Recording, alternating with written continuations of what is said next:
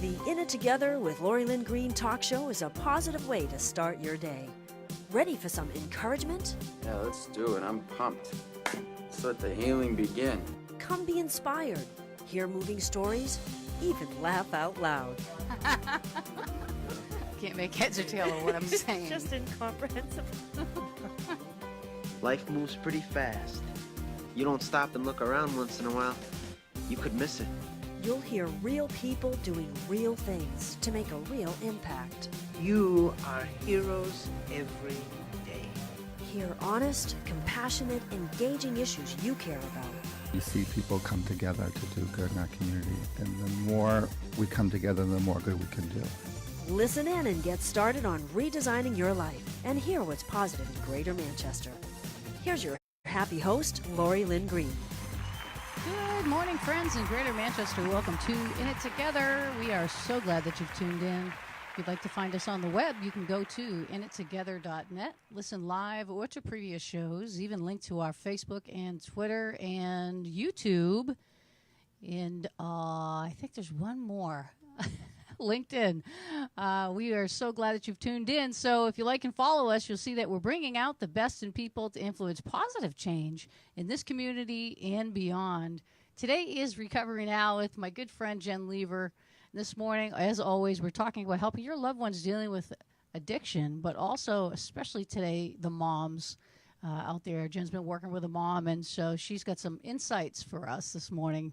You want to stay tuned. We'll be back right after this brief message. Mark Major knows that great coaches need constant training to be effective. As a certified coach, teacher, and speaker with the John Maxwell team, Mark can help you identify and activate your personal and professional goals. If you seek to do more and be more, look up Mark on the web at johnmaxwellgroup.com/MARC-major or call 603-674-6818. Mark Major, growing leaders and adding value.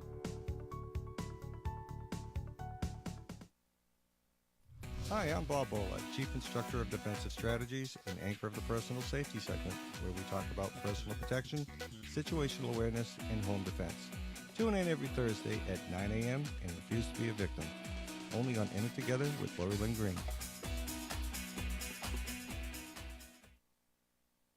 Hi, I'm Mark Major, certified coach and speaker. Join me Wednesdays at 9 a.m. for It's a Wonderful Life, all about leadership development and living a positive lifestyle. Only on In It Together with Lori Lynn Green.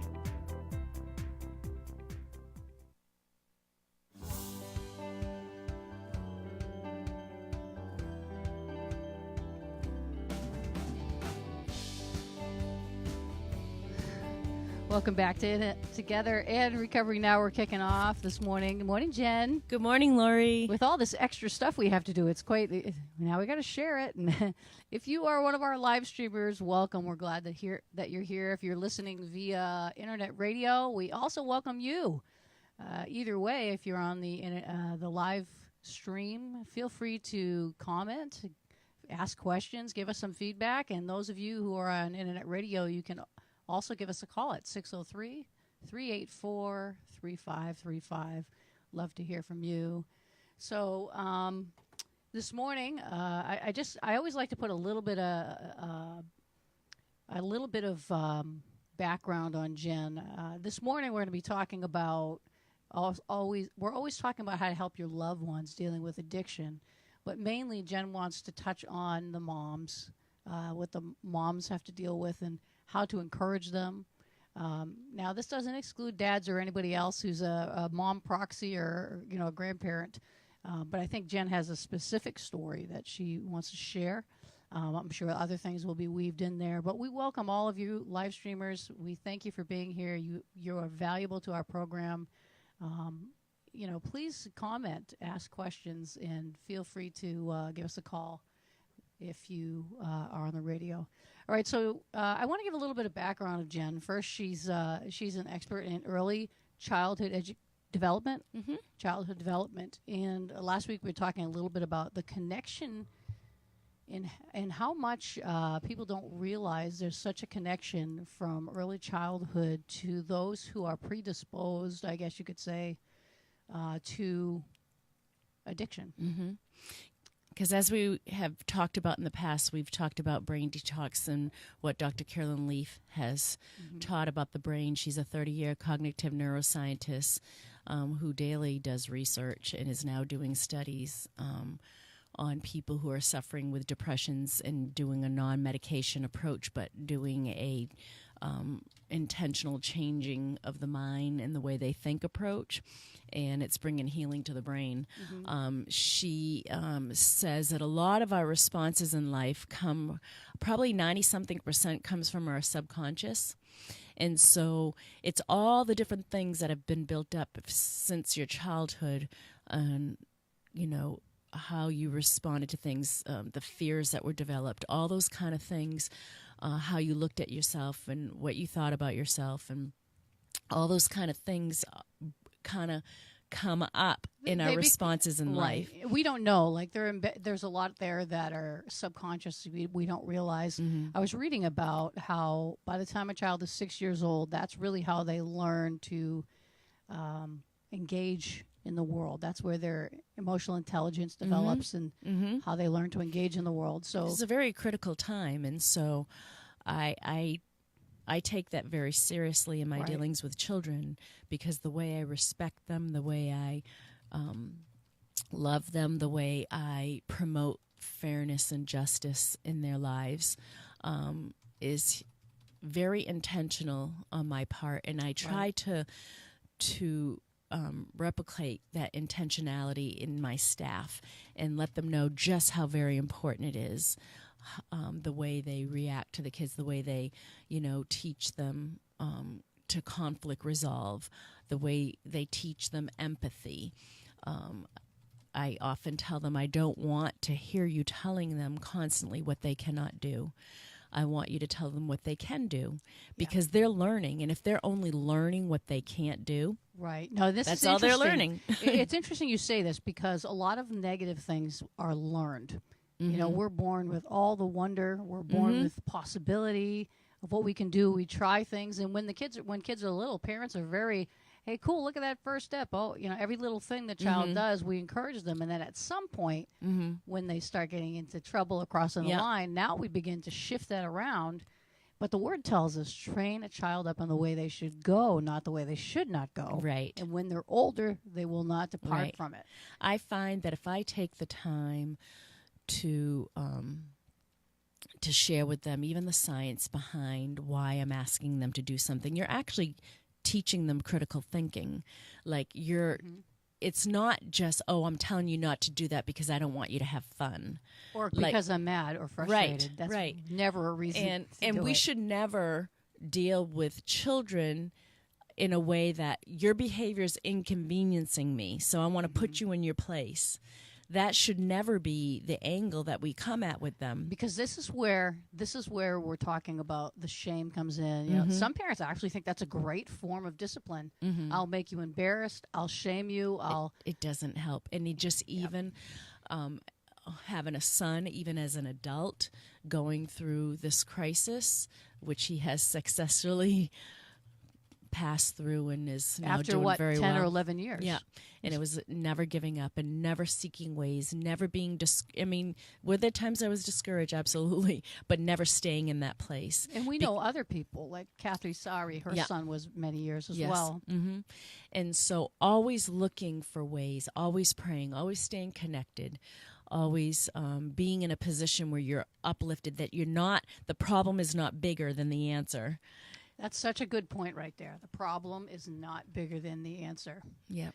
And that's how, think about it. If you were that child and you were talking to them, how would you want someone to tell you? And I as a parent myself, that was probably the best thing for me to think about when I was disciplining my children. You know, they don't know a lot when they're young. You're their guide. You're their model. You're the one that helps them. And again, we're talking about early childhood development. Jen's an expert in this. And the reason we talk about it is because there is a connection to early childhood, what do you call those? Adverse childhood. Adverse childhood experiences. They call them ACEs. Okay. Adverse childhood experiences.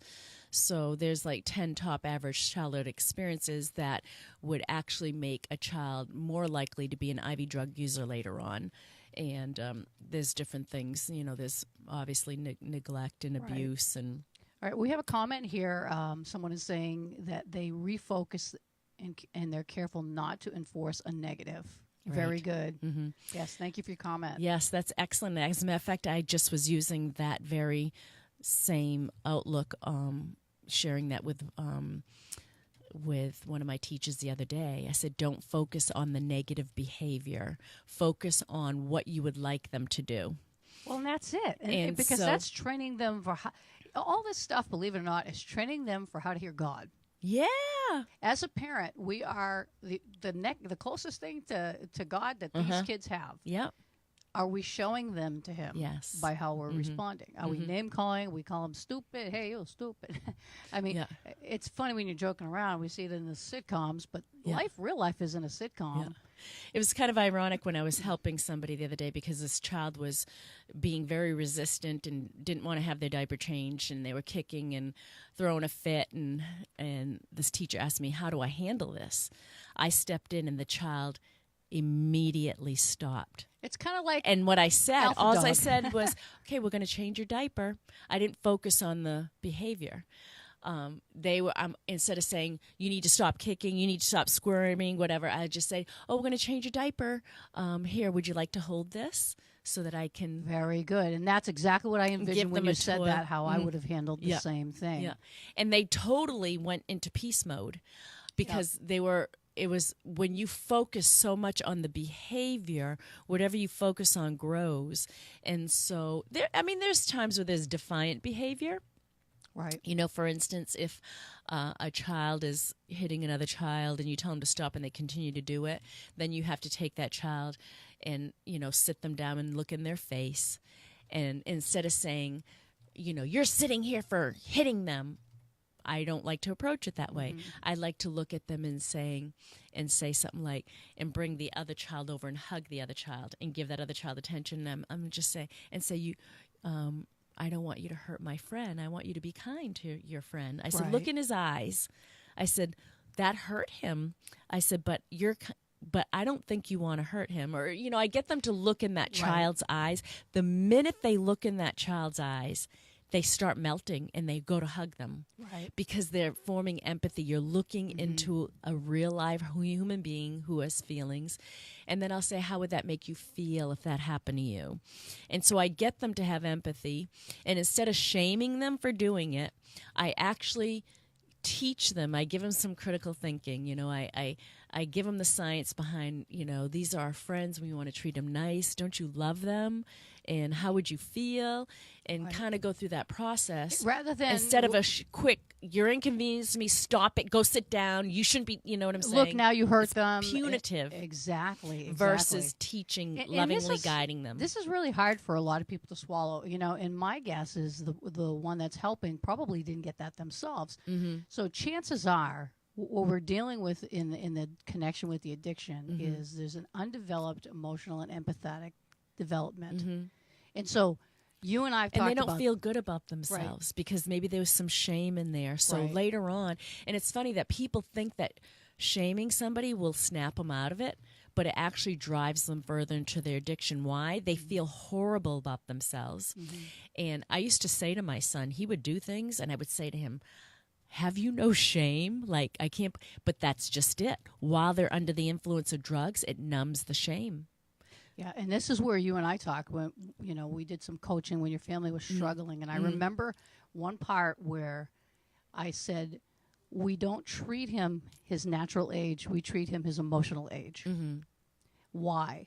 Because when you look at them, people have called it, I know psychologists say, oh, we're talking to the inner child. And no offense, but I think that's just not the language that I like to use. But what I look at is he's not a developed, spiritually mature yet. So we're looking at what's their maturity, spiritual maturity age, their empathy age. What is that? And then you address it. And because you're an expert in that already, we just translate that over to the adult. It's like, well, they're a certain adult age. It doesn't matter. I know adults who are older who never have developed that. Mm-hmm. And we all have those blind spots in our lives. And our stance should be, how can I truly help them? Instead of, I'm really irritated by your behavior, you embarrass me, or you know what I'm saying? That kind of stance. Right. It should be because love. Love always wins. Yeah. It always wins. And trust me, I've messed up plenty of times, and I've gotten it plenty of times. And, you know, when I messed up, I sought the face of the Lord and had him speak to me and guide me and show me. And he's faithful to do that because he loves us too, and he wants to teach us as well. And so he comes from that stance, I want to help you. I'm your helper. I'm your comforter. Right. I'm your teacher. And that's the attributes that we should possess, being Christ-like and having the Holy Spirit. And for anybody who out there who does not have that, all you have to do is ask. It's well, that's simple. It. We can only give what we have. Yeah, and it's a walk. It's a learning experience. Mm-hmm. Even as adults, we still have those little areas that pop up that we haven't developed. We're better than we were before, but we still have We're going from glory to glory. That's right. And so in this situation, now we kind of, I love building this foundation of this connection between adverse childhood experiences and addiction. And you and I have talked about there's substance addiction, but there's always, we're all addicted to something. Mm-hmm. We are. It's just the way it is. So when we talk about recovery now, we're not just talking about substance. Okay, you think about in your own life where's the area that you see a pattern that you keep falling in, and whatever. These principles all work for those areas too. Yeah. Yes. And it's absolutely it's very important. And the funny thing is, it's really simple. Simple, not easy, because we're fighting against things that we don't consciously know sometimes. Yep. So that this is where it says, examine yourselves, see if you be in the faith. How do we do that? Well, when we start to see negative things, obviously that's not the way God would do something. So we have to say, okay, why do I do that? Right. Why do I think like that? It's funny that you should say that. And not to get down on yourself, but to find what he says about it and replace that. Like our lovely Facebook person just said, refocus it. Yes. And enforce the positive, not the negative. Yes. So I was talking about how it's in our subconscious sometimes what comes up. The way we can actually change that, like we unconsciously respond to things from our subconscious automatically. The way we can change those negative responses is we actually have to be a little bit more intentional on bringing them up and recognizing it. Yep. So, for instance, I remember reflecting one day, why do I have such a hard time asking people to help me? Same here. And it actually affected the way, like, I would struggle through things on my own, and when I could be actually asking for help. And I realized that I kind of was brought up,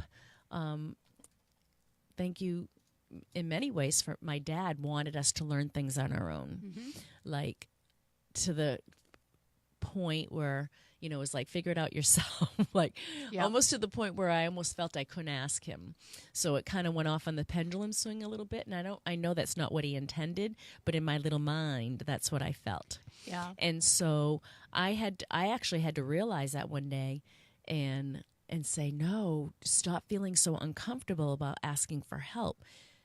Instead of feeling like they don't want to help me, there comes a point where you do get by with a little help from your friends. You know, God made us to need one another as the body. Like, how can the hand say it doesn't need the arm, or, the body say I don't need the hand? And there's scriptures that talk about that.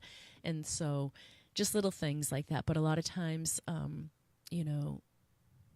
being able to recognize our negative responses in life and asking the Lord, show me where that comes from.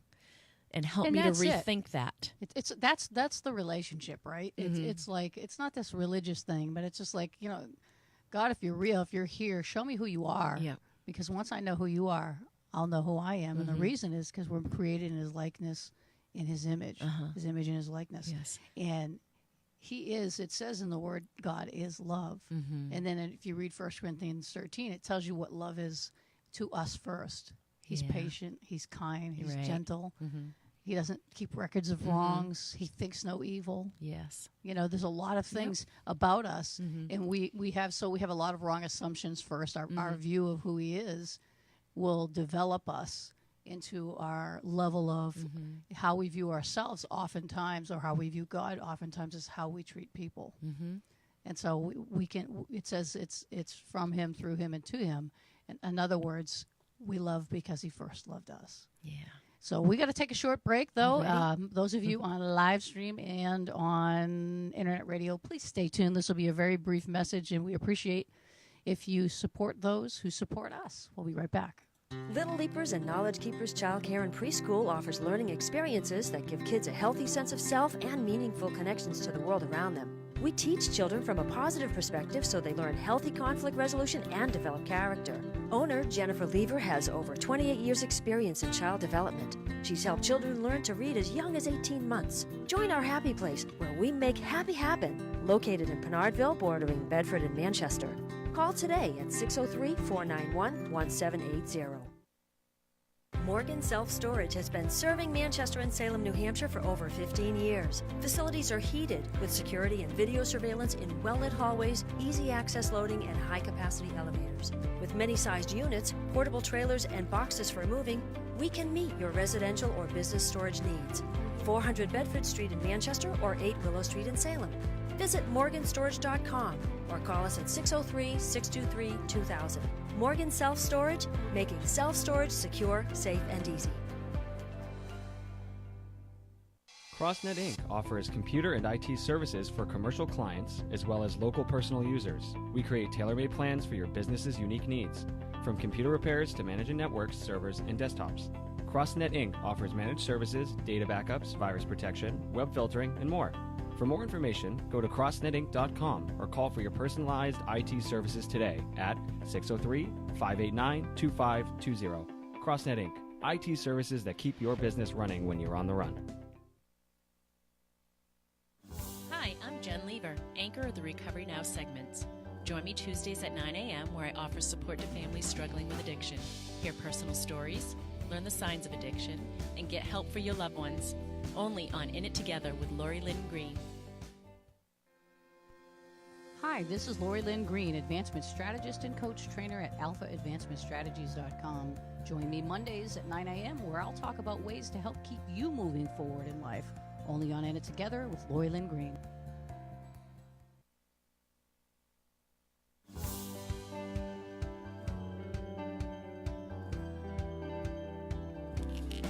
Welcome back to In It Together. We are in the midst of Recovery Now with Jen Lever, having a great discussion this morning of the connection between adverse childhood experiences and predisposition to addiction, but also kind of laying some principles here of where we all can learn from this and how we can... And never stop learning. Yeah, never stop learning. Never, I mean, when you're especially going through this as a parent, it's a lot. It's a real lot, having a child that's heavily addicted to an opioid and everything that goes along with that. And we had so many victories along the way and so many disappointments. And it was hard not to want to throw in the towel and say, when is this going to end? You know, but never, never, never give up.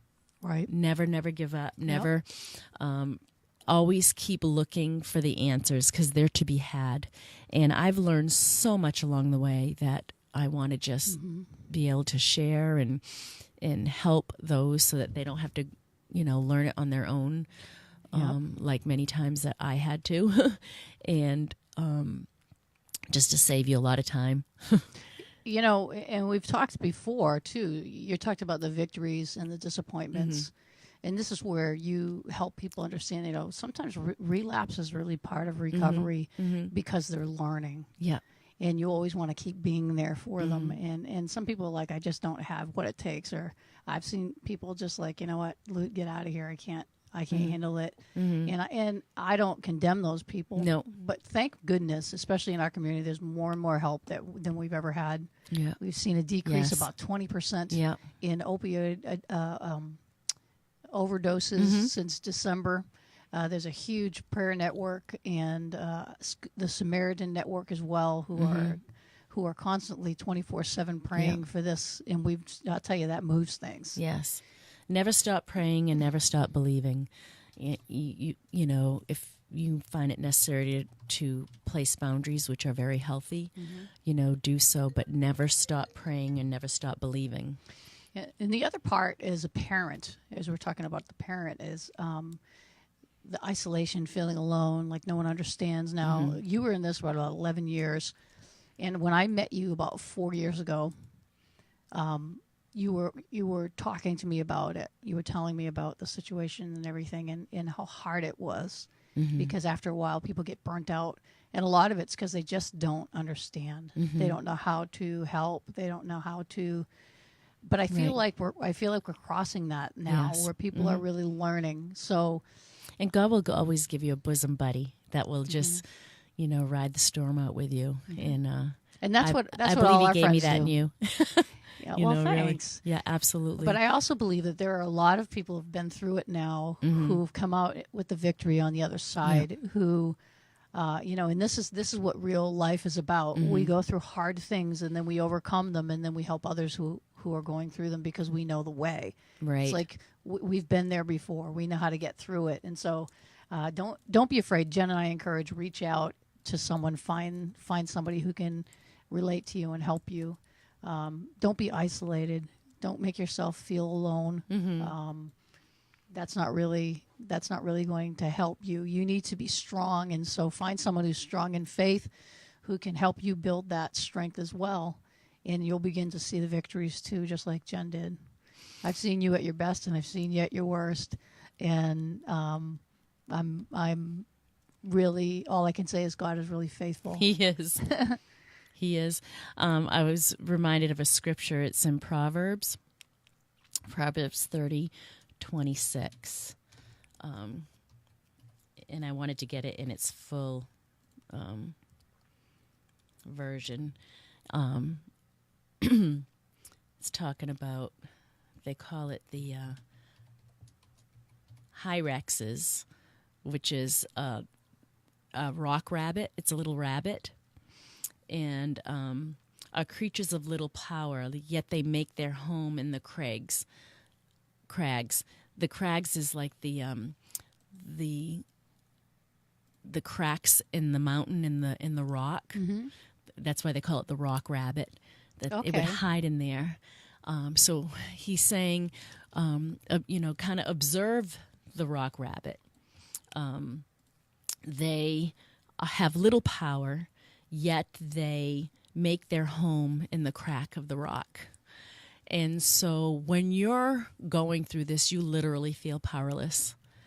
The problem is so huge sometimes that you feel powerless, but he's saying in Proverbs, observe the rock rabbit who has little power, yet he surrounds with himself with something that he's not. That's strength. So it's important for you to, when you're going through something like this, that you surround yourself with people who are stronger. Surround yourself, number one, with the Lord, because he's the greatest strength of all. He says, in your weakness, you are strong. But to have a constant dialogue with him in your spirit. And even if you're real, then show yourself to me with a committed, not a critical question. And then get around people who are strong in the faith and learn from them. Absolutely. You know, Ecclesiastes 4:9-12 says, 2 are better than 1 because they have a good return for their labor. If either of them falls down, one can help the other. But pity anyone who falls and there's no one to help him up. So get yourself around somebody that's strong in their faith. Show up at a Bible study on a regular basis. Because if you don't hear the good word that will set you free. The truth will truly set you free. If you're not surrounding yourself and making yourself available to that, what you will be faced with every day is your problem. And that will start growing bigger and bigger and bigger, and that which you fear will come upon you. Right. It's like, if there's somebody out there listening right now that has been kind of isolated because for whatever reason, whether you're ashamed of your situation with your family, whether you just don't even know how to ask for help like I didn't at one point, just make yourself get out there. It takes faith. Commit to yourself this week that you're going to surround yourself with a network of people. There is a network that has begun called the Good Samaritan Network. And if you would like to go to goodsamaritannetwork.org, and they combine the N of network and the last N of Samaritan, so it's not two N's. So Good Samaritan Network, it's GOODSAMARITAN, and then ETWORK.org. You can. They have resources there. We're trying to set up a network all across New England of people that you can go to, no matter where you live in New England, to get some resources and help that you need, whether it's a Bible study, whether it's resources of what they have for recovery in that area. You can go there and connect somehow or ask questions. Or where you can meet up with somebody, but surround yourself. So you said earlier that's good advice, and this is a fairly new organization, the Good Samaritan Network. But with a lot of people, Jen and I usually know and trust and believe are strong in faith and can help you. We had another comment when you were talking about surrounding yourself. Don't be isolated. This person says, great advice. I too had a 9-year journey with someone close to me. Prayer was life-changing. It is, because at first what it does is it gets your heart in the right, in a place of peace and hope, so you have greater clarity and ability to know what your next steps are, what you're going to do. And here's what I've learned as a coach is that oftentimes we make friends with our feelings instead of letting God be a friend to us. Oh, I like that. And, we got to understand, as we talked about our spirit, our soul, and our body, is we are not our soul. We are not our feelings. This is really important to know. Our feelings come from a place, they're our responders or reactors. Okay, we're supposed to be responding to the spirit in us. And we have a human spirit, but I'll tell you something, what makes that better is when we receive Christ into our heart, then the Spirit of God becomes one with our spirit, making us making us connected to His heart, His mind, His spirit. And now our feelings, part of our soul, which is our mind, will, emotions, desires, we have to put things back in order. Now our soul can receive the healing and the love and the life from Him. And it says in 3 John 1, it says, I wish above all things that you would prosper and be in health, even as your soul prospers. So it shows us our soul prospers, but it comes from the spirit to soul to body. So the healing, that's the only way our soul truly prospers. This is where true recovery comes from. This is true recovery. The other way, it's out of order. All right. It's out of order. And so God just wants to reorder our lives. And I think, so someone's asking again, I'm going to post the link for Good Samaritan. Laura Morgan calls every morning before my show to pray with me for the show, that we could really reach and help somebody that is listening out there and make a difference. And she said a quote this morning that I wanted to share with you that I thought was really good, was, we need to stop telling God about the size of our problem and start telling our problem the size of our God. Yeah. And I pray for every listener out there that you would see God in that light, that you would get to know who He really is, because He really is who He says He is, and He will do what He'll say He does. And to keep your eyes focused on the bigness of our God. and it says that things will go strangely dim in the light of Him. Yep. So, how does that go? Turn your eyes upon Jesus. Yes. Look full in His wonderful face, and the things of earth will grow strangely dim in the light of His glory and grace. Beautiful. Yes. That's it. Beautiful. That was so nice. That's exactly what we're talking about, though. This and this is things that, Jen and I and those that we're talking about, people have come to know them, to know God the way that we're talking about. There's no pride in this. Mm-mm. This is a I've been beaten down on earth. This is, everything I've tried in my own strength has failed. I humble myself before the Almighty, yes, who is more than able to do exceedingly abundantly more than I could ask or think. Amen. That's right. You will be pleasantly surprised. And That's if right. you've tried everything, try God. Then you'll really be able to say you tried everything. And then you're going to find that He's the answer all along. Well, and here's the thing. Here's the thing. If we're created in His image and His likeness, okay, I'm going to just debunk the question of, is God there for me? Is He real? Is He there? Yeah. Well, He created you. He calls us sons and daughters. You're like a child to Him. He's a father, a loving father, the best father there is. And regardless of what your experience is with a father, He's the perfect father. And, He is there for us. He created you to love you. I mean, why does anybody have a child? As the object of His affection, the word says. That's perfect, yeah.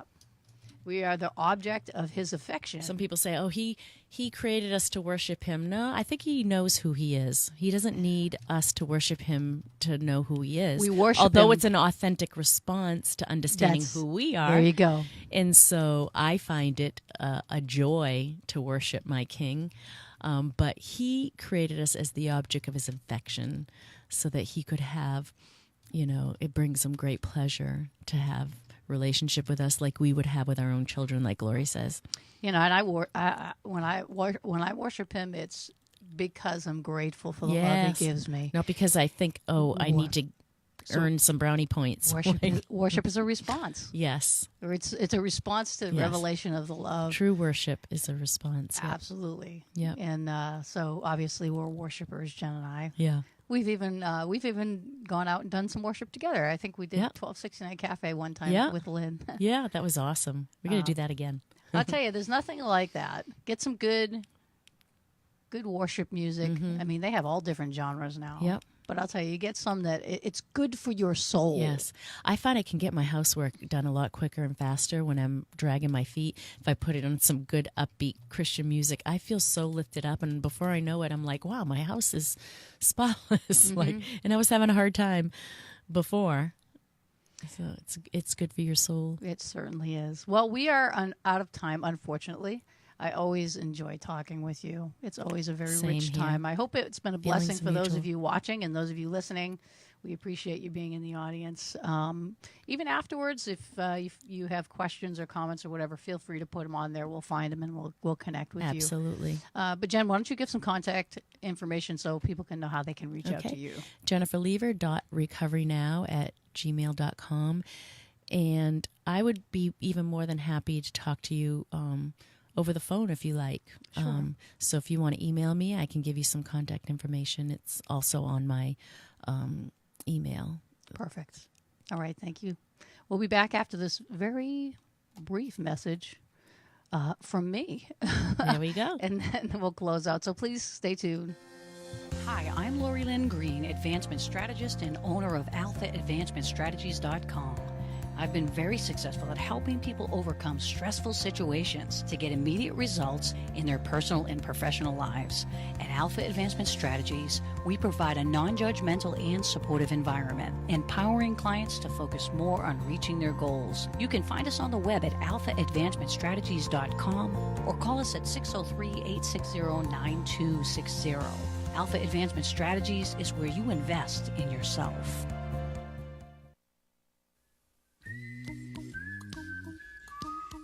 All right, well, that concludes today's Recovery Now.